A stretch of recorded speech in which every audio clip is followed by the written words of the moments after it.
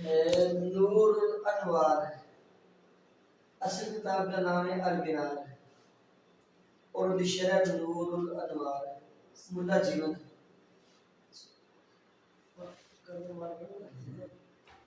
اپنے اپنے السنہ ایدہ ایسا پوشن سنہ السنت سنت اور حدیث دونے کبھی ہمارا استعمال ہوتے ہیں اور کبھی بھی تھوڑا بہت فرق کرتے ہیں صاحب بنار اور صاحب نور الانوار نے بھی سنت اور حدیث میں کچھ فرق رکھا ہے تو انہوں نے کہا کہ سنت وہ ہے جو نبی پاک اور صحابہ کا قول فعل اور تقریر ہے اور حدیث وہ ہے جو حضور پاک کا قول فعل اور یہ سنت کو عام رکھے اور حدیث کو خاص اور سنت کی چار حوالے سے تقسیم کی ہے اتصال کے حوالے سے حدیث متصل ہے حدیث متصل ہونے پر حدیث متصل کا مطلب ہے کہ آری راوی اور نبی صلی اللہ علیہ وسلم کے درمیان کوئی بھی راوی حذف ساقط نہیں و سارے راوی موجود ہیں انقطاع کا مطلب ہے کہ راوی اور نبی پاک کے درمیان کوئی نہ کوئی راوی حذف ہوا ہے حجت ہونے کے حوالے سے جو حدیث صحیح ہے تو اس کی حجت کا کیا درجہ ہے اور اس کے بعد چوتھا ہے نفس خبر کے اعتبار سے کہ کس خبر سے کیسا علم ثابت ہوگا اب پہلی چیز آ گئی نبی پاک سے ہم سے اتصال کے حوالے سے اقسام کہ جو حدیث متصل ہے اس کی اقسام کتنی ہے تو 3 اقسام ہیں 3 اقسام اس کون کون سی نمبر 1 کامل متواتر نمبر 2 مشہور اور نمبر 3 خبر واحد حدیث کی کتابوں میں 4 قسمیں بیان ہوتی ہیں وہ خبر واحد کو عزیز الغریب کہتے ہیں وہ یہ کہتے ہیں کہ حدیث کی 2 قسمیں متواتر اور خبر واحد کی پھر آگے 3 قسمیں مشہور عزیز اور غریب لیکن انہوں نے ڈیٹ کا کامل متواتر ہر طبقے میں اتنے روات یہ راوی کی جگہ ہے جن کا جھوٹ پر متفق ہونا محال ہو طبقے سے مراد یہ ہے کہ ایک طبقہ صحابہ کا ہے ایک ان کے بعد تابعین کا ہے پھر ایک طبقہ تبع تابعین کا ہے اور تیسرا طبقہ جو چوتھا طبقہ جو ان کے بعد محدثین کا ہے تو یہ طبقے ہیں ہر طبقے میں اتنے راوی ہوں کہ جن کا جھوٹ پر متفق ہونا محال ہو اس حدیث کو حدیث متواتر کہیں گے اور متواتر بھی وہ جو کامل متواتر ہے یہ کامل کی شرط اس لیے لگائی ہے کہ بعض تک مشہور کو بھی متواتر کہتے ہیں لیکن یہ مشہور کامل متواتر نہیں ہوتی کامل متواتر وہ ہوتی ہے کہ ہر طبقے میں اتنے راوی ہونے چاہیے وہ کچھ محدثین نے کیا لگائی ہے کہ کم از کم 10 ہوں دلیل دیتے ہیں 3 کا عشرۃ کاملہ کچھ کہتے ہیں کہ 12 ہونے چاہیے دلیل دے کہ رائے تو اس نا عزیزوں کے واقع چلنا انی رائے تو احد عشرہ کو قبل والشمس والقمر رائے جملی ساجدین اس سے استدلال کرتے ہیں کچھ کہتے ہیں 40 کا عدد ہونا چاہیے حضرت موسیٰ علیہ السلام نے 40 دن کا چلا کیا کچھ کہتے ہیں 70 راوی ہونے چاہیے ہر طبقے کے جیسے نبی پاک اکثر روایات میں 70 کا ذکر کرتے ہیں لیکن ان میں سے جس کے بارے میں کہتے ہیں کہ یہ حتمی کوئی بھی نہیں ہے یہ ہر ایک کی اپنی رائے ہے بس حتمی بات یہ ہے کہ اتنے راوی ہوں کہ جن کے بارے ہمارا دل کے کتنے لوگ میرے کے جھوٹ نہیں بول سکتے جیسے نقل قرآن پاک جو نقل ہو کے اندر آیا ہے جیسے 5 موضوع کی صلوات خمسہ کی فضیلت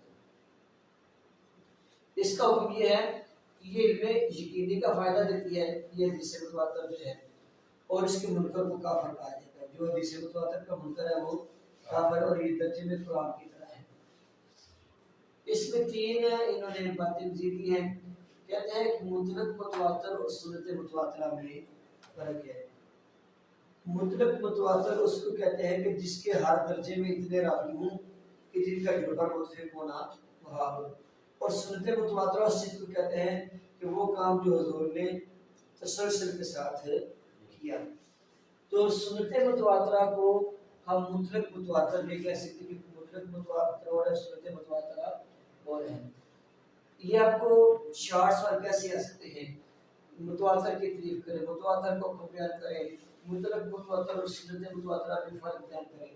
یہ اس طرح کے بیٹا اپنے بنانے کے لیے نہیں ہے. کوئی بات نہیں. ہم دیکھ کے اس طرح نظام معتزلی ہے. نظام معتزلی کہتا ہے کہ علم تمام یہ علم تمانیت کا فائدہ دیتا ہے، یقین کا فائدہ نہیں دیتا.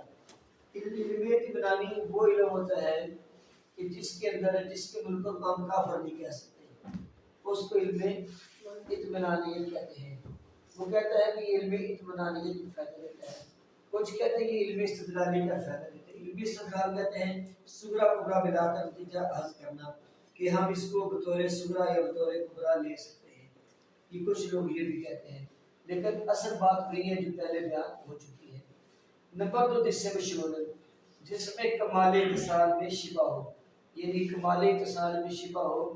جیسے کرنے والے صحابہ میں سے ایک یا دو صحابہ نے روایت کی ہو، لیکن بعد میں جو اگلے آنے والے لوگوں نے حدیث میں شروع ہو چکی ہے. یہ جو حدیث ہے نا انما الاعمال بالنیات، عملوں کا دار و مدار نیت پر ہے، یہ کتنی مشہور حدیث ہے. تقریباً حدیث کی ہر کتاب یہ لکھی ہے، لیکن یہ صحابہ میں سے صرف حضرت عمر فاروق سے مروی ہے. تو اتنی مشہور ہونے کے باوجود اس کو حدیث متواتر نہیں کہہ سکتے، کیونکہ پہلے طبقے میں سے اس نے ایک صحابی حضرت عمر بن خطاب سے مروی ہے. یہ علم تمانیت کا فائدہ دیتی ہے، اور اس کے ساتھ کتاب اللہ پر زیادتی جائز ہے. زیادتی کا معنی یہ ہے کہ قرآن پاک کی معنی میں کچھ معنی کا اضافہ کرنا چاہیں تو کر سکتے ہیں. اس کے منکر کو گمراہ کہا جائے گا. اور امام جساس کہتے ہیں کہ یہ متواتر کے حکم میں ہے. اچھا اکثر آئمہ کے نزدیک نا اکثر احمد نامہ کے نال بڑے عجیب ایمان جساس، تو یہ چونا کا کام کرتے تھے، دین فری پڑھاتے تھے، اپنے قسم کے لیے لوگوں کو چونا کیا کرتے تھے. تو جس چونے کو کہتے ہیں. قدوری امام قدوری، تو قدوری اس لیے کہتے ہیں کہ وہ ہانڈیاں بنا کر کے چاہ کرتے تھے، ذریعہ معاش ہانڈیاں بنانا تھا. اس طرح امام بزاز، بزاز کا معنی درزی، کہ دین فری پڑھاتے تھے لیکن کام درزیوں کرتے تھے. کیوں کے ساتھ آتا ہے اتار، کہ وہ ان کی خوشبو کی دکان تھی، تر کی دکان تھی. تو یہ ایک اچھی چیز ہوتی ہے کہ انسان دین اللہ کی رضا کے لیے پڑھائے سکھائے اور اپنا ذریعہ معاش کسی اور چیز کو بنائے. تو جساس کہتے ہیں کہ جو مشہور ہے یہ بھی متواتر کے حکم ہے، اور متواتر آپ پڑھ چکے ہیں. امن پانی نہیں کر خبر واحد کی تکلیف ہے. جس روایت کے طبقات میں ایک یا دو راوی آ جائے، جتنے بھی طبقے ہیں 2 4 5 جتنے بھی طبقے ہیں، ان طبقوں میں ایک یا دو راوی کسی طبقے میں آ جائے اس کو خبر واحد کہتے ہیں. اس کا حکم یہ ہے کہ اس پر عمل واجب ہے، لیکن یہ علم یقینی کا فائدہ نہیں دیتے. اب یہ جو نے کہا جی کہ خبر واحد سے عمل واجب ہوتا ہے، اس کی دلیل کیا ہے؟ اس کی پہلی دلیل قرآن پاک سے ہے. قرآن پاک سے یہ دلیل یہ ہے کہ فلولا نفر من کل فرقۃ منهم طائفۃ، کیوں نہیں کہ ہر گروہ سے ایک جماعت ہو، ایک طائفہ ہو. اب جو طائفے کا اطلاق ہے نا وہ ایک بندے پہ بھی ہو سکتا ہے، دو پہ بھی، اور دو سے زیادہ پہ بھی. یہ اس میں جنس ہے. یہ کیا ہے؟ اس میں جنس. اس میں جنس اس اسم کو کہتے ہیں کہ جو واحد تثنیہ جمع جو سب پر بولا جا سکے. تو طائفہ سے مراد ایک بندہ بھی ہو سکتا ہے، دو بھی ہو سکتے، زیادہ ہو سکتے ہیں. اللہ فرماتا ہے کہ ایک گروہ میں سے ایک طائفہ ہو، چاہے وہ ایک ہو چاہے وہ ایک سے زیادہ ہو، وہ اپنے گھر سے نکلے کسی دوسرے شہر میں جا کے لیتفقہوا فی الدین، اپنے دین میں تفقہ حاصل کریں. والے ینذر قومهم اذا رجعوا الیہم، اور جب لوٹ کر اپنی قوم کی طرف آئے نا ان کو دین سمجھائیں. اب وہ جو جس بندے نے علم حاصل کرنے جانا وہ ایک بھی ہو سکتا ہے، دو بھی اور زیادہ بھی ہو سکتے ہیں. اگر ایک ہے تو خبر واحد ہے، تو جب انہوں نے آپ سمجھانا ہے تو لوگوں نے اس پر عمل بھی تو کرنا ہے نا. اب جن لوگوں نے اس کی بات پہ عمل کرنا ہے تو وہ بات کیا ہے؟ خبر واحد. مثلا تو علی پورے جو پڑھنا ہے، اب یہاں سے پڑھ کے جو جا کر اپنی قوم کو سمجھائے گا، اکیلے نہیں سمجھانا ہے نا. تو اکیلے بندے کی بات کیا ہوتی ہے؟ خبریں واحد. تو اکیلے جو جا سمجھانا ہے کہ خبریں واحد سے سمجھانا ہے، تو ان لوگوں کے لیے اس پر سن کر عمل کرنا ضروری ہے۔ اگر عمل ضروری نہیں ہے اللہ تعالیٰ نے پھر یہ کیوں کہا؟ اس سے یہ پتہ چلا کہ جو کتاب ہے، کتاب اللہ سے یہ چیز پتہ چلتی ہے کہ خبر واحد کی حدیث پر عمل کرنا بھی واجب، لیکن یہ علم یقینی نہیں ہے۔ پھر وَإِذْ أَخَذَ مِيثَاقَ الَّذِينَ أُوتُوا الْكِتَابَ لَتُبَيِّنُنَّهُ لِلنَّاسِ، جب اللہ نے ان لوگوں سے وعدہ لیا کہ جنہیں کتاب دے گی کہ تم یہ کتاب لوگوں سے ضرور بیان کرو گے، تو یہ جو ہے نا، یہ اب ان لوگوں سے کتاب بیان کرو گے۔ آپ آگے جو کتاب لینے والے چاہے وہ ایک بندہ ہے چاہے وہ زیادہ بندے ہیں، جب ان تک اللہ کا خبر واحد آ گئی تو خبر واحد پر عمل کرنا واجب بنے گا۔ یہ سمجھے کہ موجب للعمل اور حجت للعمل میں فرق ہے۔ موجب للعمل اور حجت للعمل میں فرق ہے۔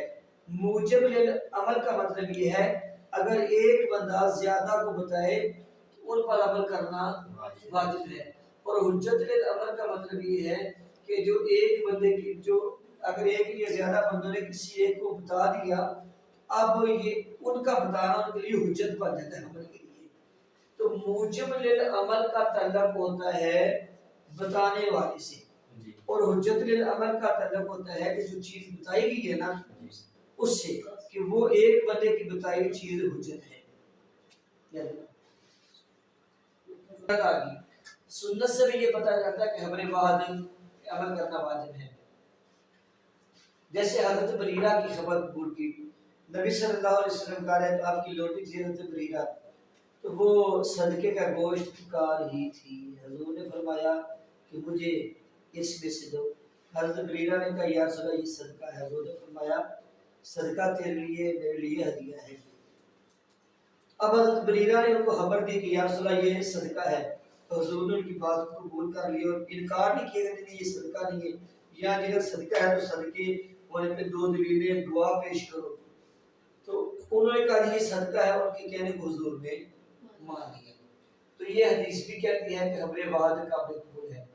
اس طرح سلمان فارسی جو ہے نا، انہوں نے نبی صلی اللہ علیہ وسلم کو آزمانے کے لیے جب اسلام قبول کرنا تھا کھجوریں لے کر آئے تھے، تو جب کھجوریں لے کے آئے تھے تو انہوں نے کہا جی آپ کھجوریں قبول کریں۔ حضور نے فرمایا مجھے یہ کہو یہ صدقہ ہے یا ہدیہ ہے؟ تو سلمان فارسی نے کہا جی ہدیہ ہے۔ تو حضور نے کہا ٹھیک ہے میں قبول کرتا ہوں کیونکہ میرے لیے صدقہ کھانا حرام ہے۔ تو اب سلمان فارسی کی خبر واحد تھی تو حضور نے اس خبر کو قبول کیا تھا۔ پھر حضور نے حضرت علی اور معاذ بن جبل کو یمن کا قاضی بنا کر بھیجا۔ اب انہوں نے جا کر کیلوں نے فیصلہ کرنا تھا، حضرت علی جب قاضی بن کے گئے، اب حضرت علی نے جب فیصلہ کرنا تھا تو کیلے نے کرنا تھا نا، تو کیلے کا فیصلہ نافذ العمل ہوتا ہے۔ اس طرح داہیہ کلبی کو کیسے روم کی طرف اپنا سفیر بنا کر بھیجا۔ اب جب انہوں نے جو بات کرنی تھی وہ بات ان کی بات حجت ہونی تھی۔ المقصد یہ کہ اگر خبر واحد ہو تو خبر واحد سے عمل کرنا واجب تو ہوتا ہے، لیکن یہ یقینی علم کا فائدہ نہیں دیتا۔ یقینی علم کا مطلب یہ ہے کہ اس سے یہ مراد ہے کچھ اور مراد نہیں ہے۔ پھر اجماع امت بھی اس بات پہ ہے کہ خبر واحد مطلب ہے یہ اس سے عمل واجب ہوتا ہے۔ جیسے جب حضرت ابوبکر صدیق کو خلیفہ بنایا جانا تھا تو ایک رائے یہ پیش کی گئی تھی کہ ایک خلیفہ انصار سے ہو ایک مہاجرین سے ہو۔ جب یہ بات پیش کی گئی تو حضرت ابوبکر صدیق نے یہ بات کی تھی، حضور نے فرمایا تھا الائمۃ من القریش، من قریش کے جو امام ہوگا جو بادشاہ ہوگا وہ قریش میں سے ہوگا۔ تو اس بات پہ انصار و مہاجرین نے اجماع کر لیا کہ ٹھیک ہے حضور کی بات پر متفق ہوتے ہیں۔ تو ان کا یہ جملہ الائمۃ من القریش اس پر صحابہ کا اجماع ہوا تھا، لیکن جب جس بندے نے بات کی تھی وہ بات کرنے والا تو ایک بندہ تھا، تو گویا ایک بندے کی بات پر اجماع ہو گیا، اور اجماع سے یہ پتہ چلا ایک بندے کی بات حجت ہوتی ہے۔ اس کے بعد مقول عقل یہ کہتی ہے کہ ہر مسئلہ میں متواتر اور مشہور روایات تلاش کرے تو کئی معاملات معطل ہو جائیں گے۔ یعنی کہ ہم نے صرف وہی بات مانی، وہی حدیث مانی جس میں مشہور اور متواتر روایات ہیں، تو جو شریعت کے کتنے مسائل ہیں وہ آج میں رہ جائیں گے، ان پہ کیسے عمل کریں گے؟ تو یہ بیٹا سنت کی پہلی قسم سی حدیث کے متصل ہونے کے حوالے سے، آگے ضمنی طور پر اس کی 3 پھر آگے مزید ابحاث ہیں۔ پہلی بات یہ ہے کہ خبر واحد میں راوی کی اقسام، یہ جو خبر واحد آئی ہے نا، یہ آپ کو لانگ سوال آ سکتا ہے۔ لانگ سوال یہ آئے گا کہ خبر واحد پر عمل کرنا واجب ہے کہ اس اپنے جواب کو دلائل سے مزین کریں۔ اب دلائل میں آپ نے کہنا یہ کتاب اللہ سے بھی ثابت ہے، سنت سے بھی ثابت ہے، اجماع سے بھی، مقبول سے بھی۔ اچھا یہ میں نے لکھا کیلا، کچھ لوگوں کا یہ قول لا عمل الا ما عمل بالناس، کہتے ہیں کہ نہیں خبر واحد پر عمل نہیں ہوگا تو اس پر ہوگا جو نص کے ساتھ ہو، تو کہتے ہیں کہ یہ بات درست نہیں ہے، یہ بات درست نہیں ہے۔ تو یہ قیلہ سے ایک ضعیف قول کا کیا گیا، لیکن اس بات کو ترجیح نہیں ہے، ترجیح اسی بات میں۔ تو یہ آپ کو لانگ سوال آ سکتا ہے کہ خبر واحد پہ عمل کرنا واجب ہے، اس پر دلائل دی، تو دلائل میں بیٹا بھی یہ سب چیزیں لکھی ہیں۔ تو بات اب چونکہ یہاں پہ تھی کہ جو خبر واحد ہے، خبر واحد حجت ہے اور خبر واحد پہ عمل کرنا واجب ہے، تو خبر واحد میں راوی کی جو اقسام ہے نا، جو راوی اس خبر واحد کو روایت کرنے والا ہے، جو راوی خبر واحد کو، اس کی 2 قسمیں ہیں، یا تو وہ مشہور راوی ہوگا یا وہ مجہول، یعنی ایسا صحابی جو مشہور صحابی ہے، ایسے صحابی جو جن کو کوئی نہیں جانتا، یہ ایک بندہ جانتا ہے۔ اگر مشہور راوی ہے، وہ کس چیز میں مشہور ہے؟ وہ معروف بالفقہ والاجتہاد ہے یا معروف بالعدالت والفقہ ہے؟ یہ فقہ ہی ہے گا، والتقویٰ ہے گا، یا پھر لفظ آئے گا کہ وہ راوی فقہ اور اجتہاد میں معروف ہے یا عدالت میں۔ کچھ صحابہ وہ تھے کہ جو مجتہد صحابی تھے، مفتی صحابی تھے، جن میں 4 خلفاء تھے اور عبادلہ اربع۔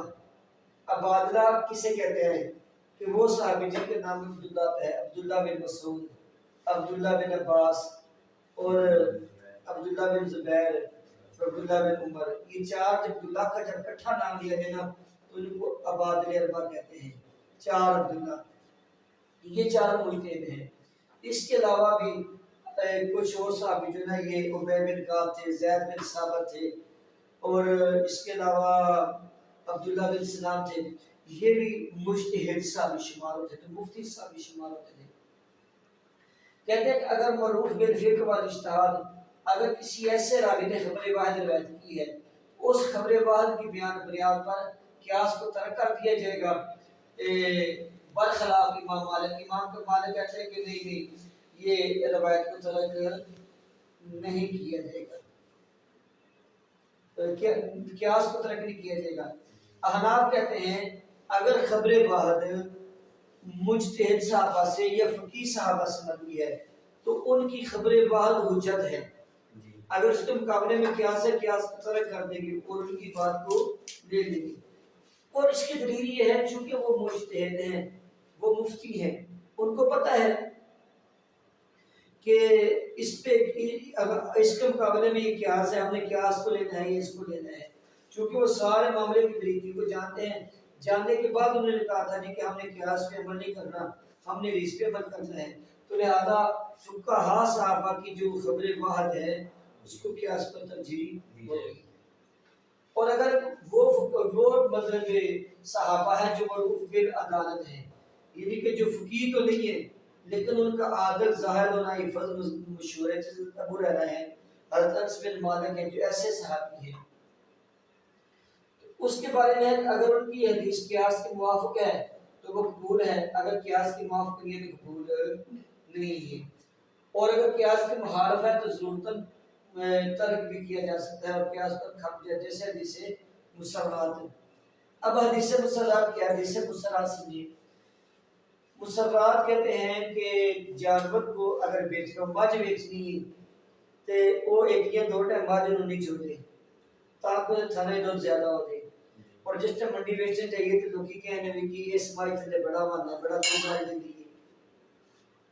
اب کسی بندے نے اونٹ بیچا یا بکری یا گائے بیچی اور اس کا دودھ رو کے رکھا تھا 1-2 دن، تو اب دیکھنے میں یہ نظر آتا تھا کہ یہ بہت زیادہ دودھ دینے والی جانور ہے، گائے اونٹ ہے، لیکن جب اس نے جا کے ایک مرتبہ دودھ چو لیا، اور دوسری مرتبہ چو لگا، پہلی بار چویا 10 کلو نکلا، دوسری بار چویا 2 کلو نکلا، انہوں نے پتا نہ کہ میرا دھوکھا ہے، ہوں کی کیتا جائے گا؟ ਉਹਦੇ 'ਚ ਕੀ ਕੀਤਾ ਜਾਏਗਾ? ਉਹਦੇ 'ਚ ਇੱਕ ਚੀਜ਼ ਤੇ ਫੁਕਾਹਾ ਹਜ਼ਰਤ ਜਿਹੜੇ ਨਾ ਅਬੂ ਹੁਰੈਰਾ ਇਹ ਗੱਲ ਕਰਦੇ ਨੇ, ਆਖਦੇ ਨੇ ਕਿ ਨਬੀ सल्लल्लाहु अलैहि वसल्लम ने ਇਹ ਫੈਸਲਾ ਕੀਤਾ ਸੀ ਕਿ ਜਿਹੜਾ ਨਾ ਉਹ ਗਾਂ ਜੇ ਵਾਪਸ ਕਰਨਾ ਚਾਹੇ, ਮੱਝ ਜਾਂ ਉਂਠੀ ਵਾਪਸ ਕਰਨਾ ਚਾਹੇ ਕਰੇ, ਲੇਕਿਨ ਜਿਹੜਾ ਉਹਨੇ ਦੁੱਧ ਪੀ ਲੈਣਾ ਇੱਕ ਟਾਈਮ ਦਾ, ਉਹਦੇ ਬਦਲੇ ਟੋਪਾ ਖਜੂਰਾਂ ਦਾ देवे। एक साल खजूरा, हाँ हदीस क्या है कि जो उसने दूध पी लिया है पहले टाइम का खरीदने तो बाद, तो ਉਹਦੇ ਹੁਣ ਦੁੱਧ ਦੀ ਕੀਮਤ ਜਿਹੜੀ ਹੈ एक साल खजूरा देवे। ये हदीस है, अबू हुरैरा की हदीस है, लेकिन ये हदीस कियास के खिलाफ है। ये हदीस कियास के हो सकता है खजूरा अजवा खजूरा तो बहुत महंगी होती है, वो तो 250 दिरहम की किलो होती है। 250 दिरहम किलो का मतलब है कोई 15-20 हज़ार की किलो। को जो खजूरा ने लियो और पौधी फ्री दे छड़ देनी, वो 2-3 रुपए किलो मिल जाती है, रुपये किलो मिल जाती है। अब इसमें ये कियास के मुखालिफ है कि मतलब फिर वो जो दूध है हर जानवर का अपना हिसाब है, गां का हो रहा है, बकरी का हो रहा है, ऊँटनी का हो रहा है, मझ का हो रहा है। तो फिर आगे जो कियास है उसमें फिर ये चीज भी है कि वो उसमें जब हम कुछ चीज किसी की बदले में देते हैं, वो सूरतल में मुशाबह रही और मानन भी, और जो खजूरें हैं ना सूरतल मुशाबह है ना मानन। सूरतल मुशाबह होती है ये होती कि दूध के बदले दूध होता, और मानन मुशाबह ये है कि दूध के बदले कीमत होती। अब दूध के बदले खजूरें दे रहे हैं, तो खजूरें देना ये ना सूरतल मुशाबह है ना मानन मुशाबह है। लिहाजा इस मतलब ये कहते हैं कि अगर ऐसे रावी जैसे तंबूर से है, अगर इनकी हदीस कियास के मुताबिक ले लेंगे, कियास के मुखालिफ है, तरक कर देंगे, लेकिन उसमें भी जरूरत के तहत तरक करेंगे। इमाम करफी क्या कर ही कहते हैं कि हदीस को कियास पर मुकद्दम करने के लिए रावी का फकी होना शर्त नहीं बल्कि आदिल होना ही काफी है। वो कहते हैं कि ये जो आपने ऊपर तकसीम की है ना, अगर हदीस को कियास पर मुकद्दम करना है, उस रावी की हदीस को मुकद्दम करेंगे जो फकी है, जो गैर फकी है उसकी हदीस को कियास पर मुकद्दम नहीं करेंगे। इमाम पर ही कहते हैं देखो नमाज दे विच कहका लाना, नमाज विच नमाज भी टूटती है और वुजू भी, दोनों चीजें टूटी हैं। अब ये कियास के खिलाफ है। अगर कह दिए कि कहका लाना जिस्म च नजासत नहीं खारिज होती, भी वुजू टूटो का मतलब होता है जिस्म च नजासत निकले, तो जब जिस्म से नजासत निकली नहीं है तो वुजू कैसे टूट गया? लेकिन ये कियास के खिलाफ रवायत है। तो खिलाफ कियास कहते हैं, अगर खिलाफ कियास अगर तुम जैसे नमाज में कह कर मारने लाने वाली रवायत को कबूल करते हैं, इसका मतलब ये है कि फकी या गैर फकी का मसला नहीं है, बस जिस भी साहबी की जो रवायत है उसको कबूल कर ले, वो कियास के मुताबिक है, ये कियास के मुताबिक नहीं है। और अगर खबर बात में रावी मजहूल है, उसकी 5 सूरतें हैं। अगर उससे सलफ रवायत करते हैं, सलफ से मतलब बड़े बड़े लोग उससे रवायत करते हैं तो वो सही है। अगर उससे इख्तिलाफ करते हैं, अगर उससे तो फिर भी उसको कबूल कर लेना है, फिर भी उसको कबूल कर लेना है। और अगर उसमें सहाबी ये सिर्फ तान नहीं करते तो फिर भी उसको कबूल कर लेना है। बंद करेंगे इख्तिलाफ वाले सहाबा का एक औरत आई हज़रत अब्दुल्ला बिन मसूद को कह दी कि मेरा बंदा उसने हक महर भी कर नहीं किया ते मैनू मतलब मेरे उससे तो मेरा मार भी गया है, हक महर भी मुकर्रर नहीं किया था और उससे से पहले अब मेरे लिए क्या हक महर है। हज़रत अब्दुल्ला बिन मसूद ने कहा कि मुझे सोचने का टाइम, पूरा महीना सोचते थे, पूरे महीने के बाद सोचने के बाद उन्होंने औरत को बताया कि मैं सोच के इस चीज का प्रेमा कि तेनू महरे मिसरी मिलेगा, तेनू महरे मिसरी मिलेगा। उस जगह पे मक्का बिन यसार साहबी थे, ये इतने मरूफ नहीं है, मजबूर थे, انہوں نے کہا جی کہ میں مرتبہ حضور کے پاس ایسے کیس آیا تو حضور نے یہ فیصلہ کیا جو آپ نے کیا۔ عبداللہ بن مسعود بڑے خوش ہوئے، اللہ کا شکر ہے میری رائے حضور کی رائے کے ساتھ مل گئی ہے۔ جب حضرت علی تک یہ بات پہنچی، حضرت علی نے کہا کہ یہ بات فیصلہ درست نہیں ہے، یہ بات غلط ہے، یہ بات کیا ہے غلط۔ اب حضرت علی نے قیاس کیا، حضرت علی نے قیاس کیا حق میں ہوتا ہے اس وقت جب عورت اپنا مرد کے حوالے کر دے، تو یہ تجارت ہوگی نا کہ عورت اپنا مرد کے حوالے کرے گی، مرد اس کو حق میں دے گا، پیسے دے گا۔ ابھی عورت نے اپنا حوالے نہیں کیا، وہ جو چیز مرد کو دینی تھی وہ نہیں دی، صحیح سلامت وہ تو واپس آ گئی ہے، اب پیسے کس چیز کے؟ تو حضرت علی نے ابن مسعود کی بات سے اختلاف کیا، فتویٰ حضرت ابن مسعود کے قول پہ ہے۔ تو اب جو ہے نا یہ روایتی واقعہ بن سنان کی روایت ہے، یہ مجبورہ بھی ہے، تو اس میں صحابہ نے اختلاف کر لیا۔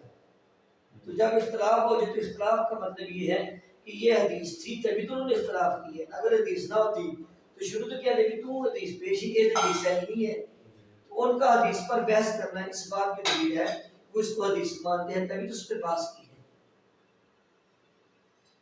پھر اس میں تان نہ کرے، تان نہ کرنا یہ قبول کا امکان ہے۔ نمبر 4، اگر صرف ارادہ کر دے تو وہ حدیث قابل قبول نہیں ہے۔ اس میں ایک فاطمہ بنت قیس صحابیہ تھی، ان کو طلاق ہو گئی تو نبی صلی اللہ علیہ وسلم نے کسی وجہ سے ان کے لیے نفقہ اور سکنا کا حکم نے دیا تھا کہ اس کو بحث ملے یا نفقہ اور سکنا ملے۔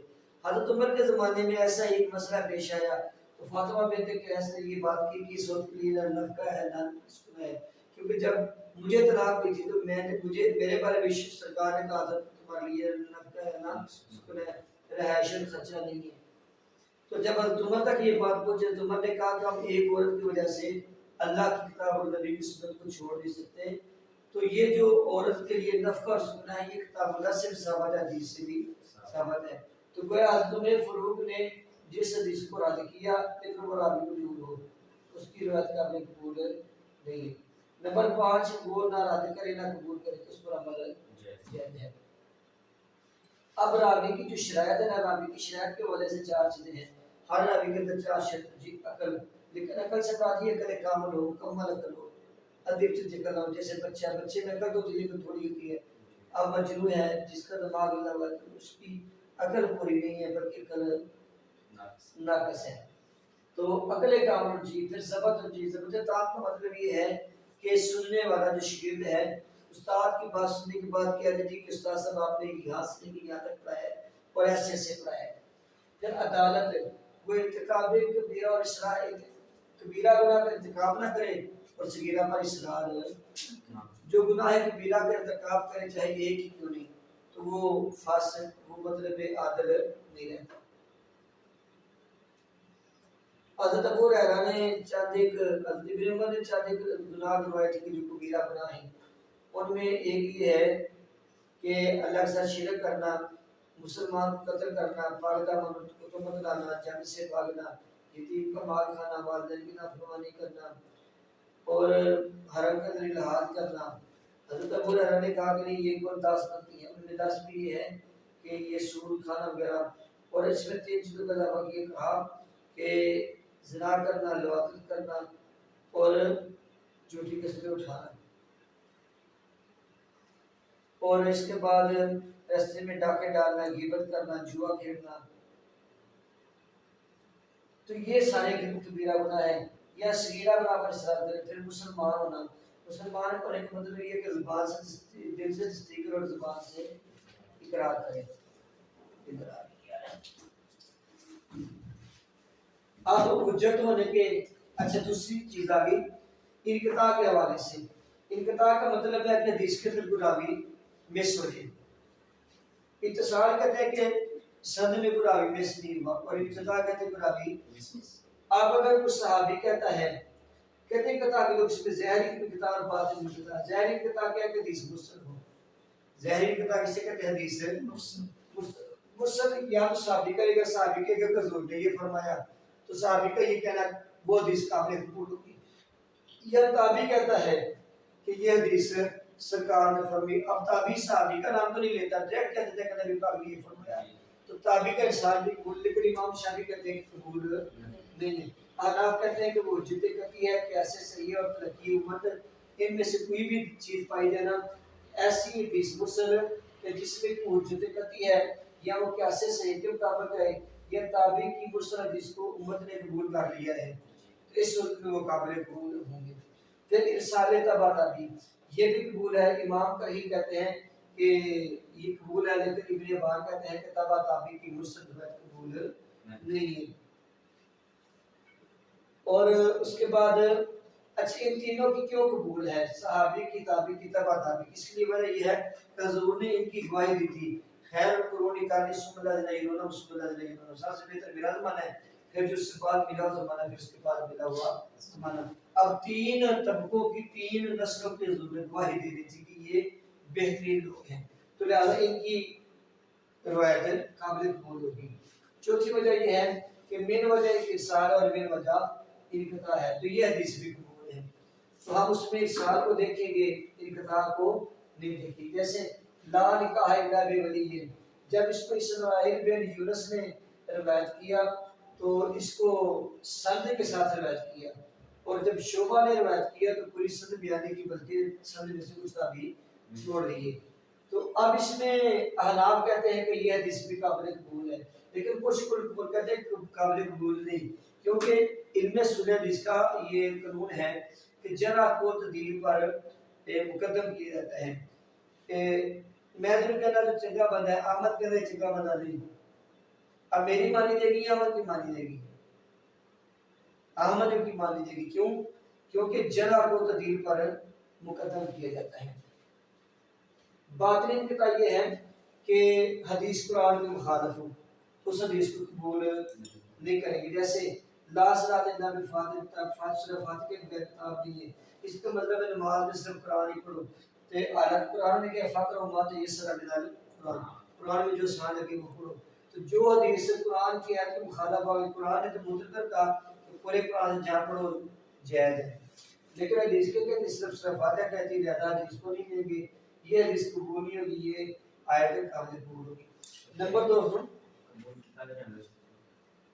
وہ کسی اور سینس میں کیتا جاتا ہے سنت مشورہ کے مخالف ہوں وہ حدیث خبر واحد جو ہے نا وہ سنت مشورہ کے مخالف ہو جیسے القضاء شاہد میں یمین حضور نبی پاک نے فرمایا اگر فیصلہ کرنا ہو تو 2 گواہ ہونے چاہیے اگر 2 گواہ نہیں ہے ایک گواہ ہے تو اس کا ایک گواہ کر لیں اور دوسرے گواہ کی جگہ اس بندے سے قسم لے لیں تو یہ حدیث مخالف ہے اس حدیث کے مشہور حدیث کے حضور نے فرمایا البینۃ علی المدعی والیمین علی من انکر کہ جو مدعی اس پر گواہ پیش کرنا ضروری ہے اور جو مدعا علیہ ہے جس پر الزام لگایا گیا اس کے لیے قسم دینا ضروری ہے تو ایسی حدیث سے بعد جو حدیث مشہور کے مخالف ہو تو اس حدیث سے مطلب اس حدیث کو قبول نہیں کیا جائے گا پھر حادثہ مشورہ کے خلاف ہو ایک واقعہ تھا ہر واقعے میں کوئی ایک بار ایک بندہ کرے باقی سارے نہ کریں یا کوئی اور کرے ایک ہی نہیں مانیں گے جیسے ایک ساتھ نبی پاک نے جماعت کرائی تو جماعت میں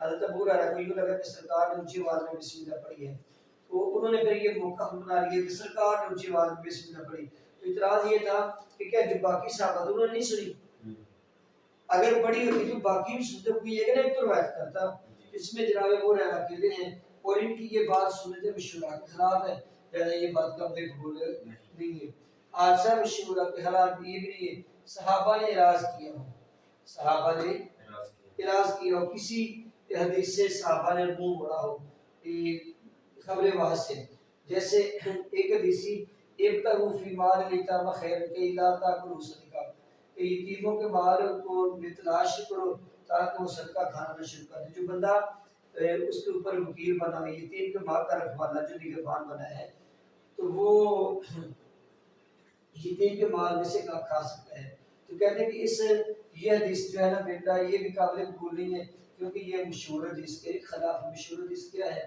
مشہور حدیث یہ ہے کہ بندہ یتیم کا مال نہ کرے پھر حجت کے حوالے ہونے سے اس کی اقسام حجت کے حوالے ہونے سے حجت ہونے کے حوالے سے اس کی بیٹا کس میں ہے مین دو کس میں ہے کیا وہ حدیث خبر بعد حقوق اللہ کے متعلق ہے یا حقوق عباد کے متعلق ہے. اگر حقوق اللہ کے متعلق ہے تو اس کی دو ہوگی، اس کا تعلق عبادات سے ہے یا عقوبات سے. اگر اس کا تعلق عبادات سے ہے تو حجت ہے اور عدد کی شرط بھی نہیں ہے. جیسے حضرت عائشہ نے یہ فرمایا حدیث التقاء و خطانین کہ جب دو شرمگاہیں ملتے تو اس سے غسل واجب ہو جاتا ہے. اب یہ اکیلی حضرت عائشہ سے روایت ہے. تو چونکہ عبادت کا مطلب غسل عبادت ہے تو لہذا یہ قابل قبول ہے. یا اگر عقوبات کے لیے ہے تو بھی قابل قبول ہے، برخلاف کہیں کہ امام کہیں کہتے ہیں اگر عبادات کے متعلق ہے تو اس میں عدد کی شرط نہیں کہ دو راوی بیان کرے اتنے بیان کرے. یا عقوبات سے پھر بھی، لیکن کہیں کہتے ہیں عبادت میں تو یہ عدد کی شرط نہیں ہے، عقوبت میں شرط ہے. اور حنافی کہتے ہیں فاستشہدوا علینا اربعۃ منکم کہ چار گواہ اس پر گواہی دی.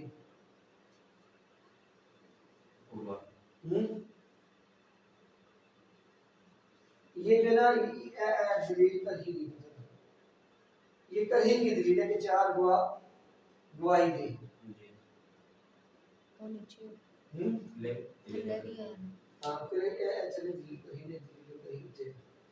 ایسے حنالی اتصال میں شبہ ہو سکتا ہے اور حدود میں بھی شبہ ہو سکتا ہے، لہذا کہتے ہیں کہ یہ اس لیے اس میں عدد کی شرط نہیں ہے. حقوق العباد کے حوالے سے اس کی تین قسمیں ہیں جس میں الزام محض. الزام کا مطلب ہے سارا پنجابی ہے الزام نہیں، یاروں نے تو الزام لایا ہے. الزام کا مطلب ہے کسی پر چیز کو لازم کرنا، واجب کرنا، فرض کرنا کہ تم نے یہ کام کرنا ہے، اس کو الزام کہتے ہیں. تو جیسے دیون مقصور، تو وہ ایسی حدیث ہے کہ جس میں کسی پر وہ چیز لازم کی جا رہی ہے، اس میں کہتے ہیں کہ یہ ساری شرطیں ہیں. عقل مند ہونا شرط ہے، عدالت ہونا شرط ہے، ضبط اس کو حافظہ بھی ٹھیک ہو، مسلمان ہونا بھی شرط ہے. عدد وہ دو بندے گواہ کے پیش کر سکے، شہادت پیش کر سکے. ولایت کا مطلب یہ ہے کہ وہ آزاد ہو. ولایت کیونکہ غلام کو ولایت نہیں ہے اور آزاد کو ولایت ہے. یا نمبر دو جس میں الزام نہیں ہے، ایسی حدیث جس میں دوسرے پر کچھ چیز لازم کرنا ہے، جیسے کسی کو وکیل بنانا یا مزاربت کی خبر دینا. مزاربت کہتے ہیں کسی بندے کو کہنا یار پیسے میرے تھے کام تو کرنا فاتو ہے. اب اگر کوئی بندہ یہ کسی کے ذریعے پیغام پہنچاتا ہے تو اب اس میں مطلب عدد، شہادت، مسلمان ہونے کی چیزوں کی شرط نہیں ہے، صرف تمیز کی شرط ہے. تمیز کا مطلب یہ ہے کہ جو بندہ کام کر رہا ہے اس کو برے چنگے تمیز ہو. اور اس میں یہ بھی ہے کہ نبی صلی اللہ علیہ وسلم جو نا ہدیہ کی خبر ہر فاسق نیک سے قبول کرتے ہیں. جو بھی بندہ کہتا ہے کہ ہدیہ قبول کرتے ہیں، کہتا ہے اس کا قبول نہ کرتے. تیسری قسم ہے کہ من وجہ الزام اور من وجہ خبر ہے. ایسی حدیث ایسی خبر واحد ہے، ایک طرح سے وہ چیز لازم کاری ہو، ایک طرح سے خبر دے رہی ہے. اس میں عدد اور عدالت میں سے ایک چیز شرط ہے. یہ عدد کیا ہونا چاہیے؟ یہ عدالت ہونی چاہیے. جیسے وکیل کو ملزوم کرنا، اب وکیل کو ملزوم کرنا یہ من وجہ، اس میں الزام نہیں ہے، چیز لازم نہیں کی جا رہی. لیکن اس میں من وجہ الزام ہے اس کو مزدور کیا جا رہا ہے، مزدور کا مطلب ہے اس کو ناپسند کیا جا رہا ہے. اور من وجہ خبر ہے اس کو خبر دی جا رہی ہے تو آج کے بعد وکیل نہیں ہے. اس میں اگر عدد رہنا ہے تو کم از کم دو کا عدد ہو، اگر عدالت رہنی تو جو راوی ہے وہ عادل ہو. نفس خبر کے اعتبار سے تقسیم کی چوتھی تقسیم آ گئی. کہتے ہیں کہ اگر علم سچ کا احاطہ کرے، جیسے خبر رسول وہ قطعی طور پر قابل قبول ہے کیونکہ نبی معصوم ہوتے ہیں. علم جھوٹ کا احاطہ کرے جیسے فرعون کا دعویٰ، تو یہ رد ہے، قطعی طور پر یہ حدیث رد ہے. علم سچ اور جھوٹ دونوں کا احتمال رکھے جیسے فاسق کی خبر، اس میں توقف کریں گے اور غور کریں گے. اگر وہ قرآن و سنت کے مطابق قبول کر لیں گے، اگر واقعی کے مطابق نہیں تو رد کر دیں گے. علم سچ کی جانب راجع ہو جیسے عادل کی خبر. اب اس خبر کی تین قسمیں ہوگی، ایک سماع کے لحاظ سے، ایک حفظ کے لحاظ سے اور ایک ادا کے لحاظ سے. سماع سے مراد یہ ہے کہ شاگرد استاد سے سن کر پھر سنائے. ایک استاد لیکچر دیتا ہے، شاگرد سنے، سننے کے بعد شاگرد کے استاد کی بالکل ذرا سنت سے، اور شاگرد نے منو عن لفظ بلفظ سارا صحیح سنا دیا ہے. استاد کہتا ہے کہ جا بیٹا اب تجھے اجازت ہو جہاں مرضی بیان کر دے، تیرا حافظہ بڑا مضبوط ہے. تو یہ سب سے اعلیٰ درجہ ہے. دوسرا درجہ یہ ہے کہ استاد شاگرد کو سنائے، جیسے حضور نبی پاک صلی اللہ علیہ وسلم ہر سال حضرت زید بن ثابت کو قرآن سکھایا کرتے تھے. تو اب ان میں اختلاف ہے کہ ان دونوں میں بہتر طریقہ کیا ہے. تو کہتے ہیں کہ بہتر طریقہ یہی ہے کہ اگر استاد لے کر شاگرد کو سنائے، تو جواب یہ ملتا ہے آگے اعتراض پہ اعتراض ہے، اگر یہ سب سے بہتر طریقہ تو حضور حضرت زید بن ثابت کو کیوں سنایا کرتے تھے؟ اس کا مطلب ہے استاد کا شاگرد کو سنانا یہ سب سے بہتر طریقہ ہے۔ تو اس کا جواب یہ ہے کہ حضور غلطی سے پاک تھے اور ان کا یہ سنانا تعلیم امت کے لیے تھا۔ نمبر 3 ہے استاد لکھ کر شاگرد کو دے اور اجازت قواعد کی اجازت ہے۔ استاد نے پوری کتاب اپنے ہاتھ سے لکھی حدیثوں کی اور شاگرد کو کہا جب تمہیں اجازت جا مسجد جا کے یہ حدیثیں بیان کر دے۔ چوتھی 5ویں صورت یہ ہے کہ استاد جو نا خط لکھ کر بھیجے کہ میری کتاب بازار میں مل جاتی ہے، تمہیں میری کتاب آگے بیان کرنے کی اجازت ہے۔ تو اب کہتے ہیں کہ یہ جو 2 صورتیں، تیسری اور چوتھی، کہ استاد لکھ کر شاگرد کو دے کہ یہ تو میری طرف سے اگر روایت کر سکتے ہو، یا استاد جو ہے نا یہ خط لکھ کر بھیجے غائبانہ طور پر اس کو اجازت دے دے کہ میری فلاں کتاب اگر ملے تو اس کی تمہیں اجازت ہے۔ تو اگر اس کی تصدیق ہو جائے کہ واقعی یہ استاد کا لکھا تھا، یہ شاگرد استاد کا یہ رقم تھا، تو پھر تو وہ شاگرد کو موقع مل جائے گا۔ اگر یہ ایسا ہے تو پھر موقع قابل قبول نہیں ہے۔ ایک ہے اجازت۔ اجازت کا مطلب یہ ہے کہ محدث اجازت دے دے شاگرد کو، ایک کو یا زیادہ کو، کہ میری قسمت میں یہ حدیثیں بیان کرنے کی اجازت ہے۔ مناولہ کہتے ہیں کہ محدث اپنی ہاتھ سے کتاب پڑھاتا ہے کہ بازار سے کتاب پڑھو، یہ کتاب میں نے لکھی ہے، یہ آگے تم حدیث بیان کر سکتے ہو۔ تو جیسے اس میں طرف سماع ہے ایسے ہی طرف حفظ ہے۔ طرف حفظ کے 2 طریقے ہیں، عزیمت اور رخصت۔ عزیمت کا رستہ یہ ہے کہ سماع کے وقت سماع سے لے کر وقت ادا تک، جب اس نے وہ حدیث یاد کی تھی اس وقت سے لے کر حدیث بیان کرنے تک سب یاد ہو، کچھ چیز کمی، ایک لفظ کی بھی کمی نہ ہو، اور اس کے لیے پھر کتاب ضروری ہے۔ جیسے امام اعظم ابو حنیفہ آپ کے حوالے سے یہ آتا ہے کہ آپ نے حدیث کی کتابیں نہیں لکھی، نہ فقہ کی کتابیں لکھی، کیوں؟ آپ جو ہے نا حفظ کے اعلیٰ درجے پہ تھے۔ طرف حفظ کے بہت اعلیٰ درجے پہ تھے۔ جو بندہ حفظ کے اعلیٰ درجے پہ وہ کہتا ہے میں نے کتابیں لکھی، اپنا وقت ضائع نہیں کرنا، یا تو مجھے پہلے سے ہے۔ اس کا کم تر درجہ یہ ہے رخصت۔ رخصت یہ ہے کہ جو ہے نا کتاب سے پڑھ کر آگے حدیث بیان کرنا، لیکن کتاب سے پڑھ کر آگے حدیث وہ بیان کرے گا کہ جس نے پہلے استاد کے پاس وہ حدیث کتاب پڑھ لی ہوئی ہے، استاد اس کی اس کو اجازت بھی دی ہوئی ہے۔ طرف ادا میں بھی 2 صورتیں ہیں، عزیمت اور رخصت۔ عزیمت کا رستہ یہ ہے کہ جس لفظ اور معنی میں اس نے ادا کیا ہے اسی معنی میں اسی طرح وہ اسی لفظ اور معنی میں بیان کرے، یعنی جو حدیث نبی پاک سے پہنچی جس لفظ میں بھی نہ بدلے اور معنی میں بھی، تو یہ عزیمت کا رستہ ہے۔ اور اگر مفہوم واضح کر دے اور لفظوں کا آگا پیچھے ہو دے تو پھر کوئی بھی اجازت نہیں، کیونکہ یہ اس کا ادنا درجہ ہے۔ اگر ایسی حدیث ہے کہ جو محکم کے درجے پہ ہے وہ نقل میں مانا جائز ہے کہ ہم اس کا معنی نقل کر سکتے لیکن لفظ نقل نہیں کریں گے۔ اگر کوئی ظاہر ہے مطلب غیر کے احتمال کے فقیر کے لیے بیان جائز ہے، چاہے وہ پوچھ لے چاہے نہ پوچھے، بیان کریں۔ اس کے علاوہ مشکل مجمل مشترک ان میں بیان جائز نہیں ہے، تا وقت کہ انہیں مشکل مجمل پہ عبور حاصل نہ ہو جائے۔ چلے بیٹا آج کا یہ ہمارا لیکچر ختم ہوا۔